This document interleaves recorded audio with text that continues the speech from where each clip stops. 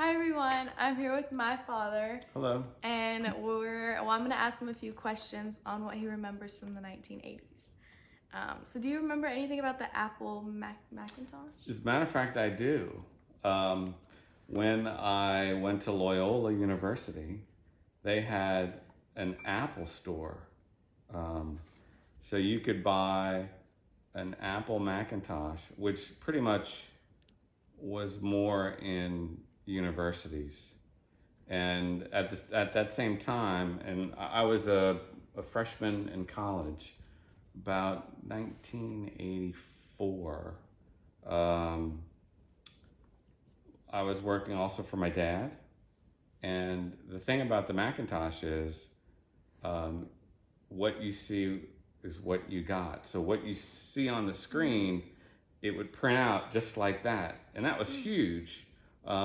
And they had what was called, it was the first laser printer. They called it the Laser Writer. And I was able to buy all the equipment through the school at a discount. And actually, my dad paid for it, and he used it. So I ran his publishing business, and I would create flyers and I used a software called PageMaker, and it was all cutting edge. So it was exciting. So I had the first. I had I bought a Mac 2. It had just come out, and it was the typical Macintosh where in the box with the little screen. This was an actual computer that you could get a color screen. It was state of the art. Huh. And I remember the laser writer was $6,000, and now you can buy a laser printer for 200. Now, do you remember anything about the Challenger disaster? I do, and when I think about certain things that I remember over the years, I always tend to remember where I was. And I remember I was going to Loyola University in New Orleans, and I was on my way, and I was passing Fraternity Row, of all places, in New Orleans, and I was listening to public radio, and they had just announced that the disaster, and so I remember exactly where I was.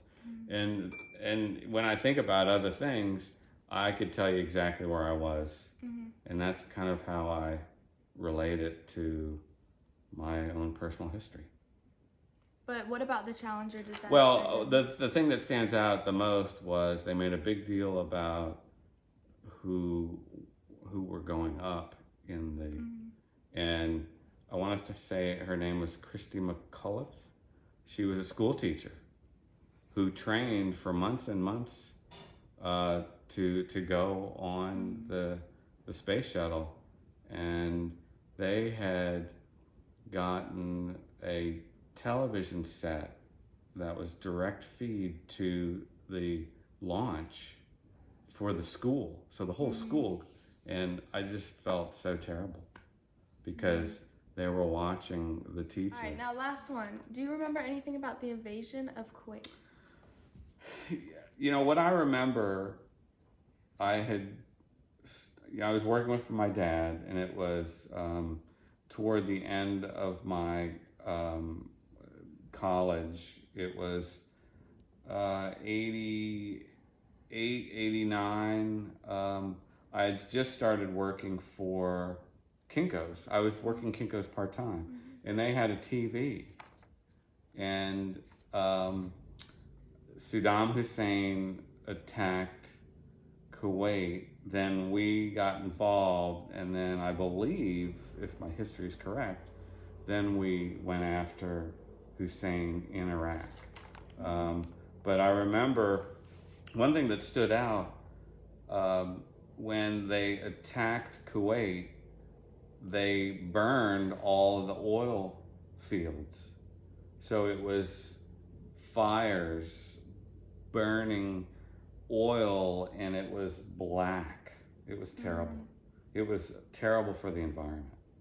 And as a matter of fact, one thing I remember about that is once they started the fires of the oil fields, they had to get a professional from the U.S.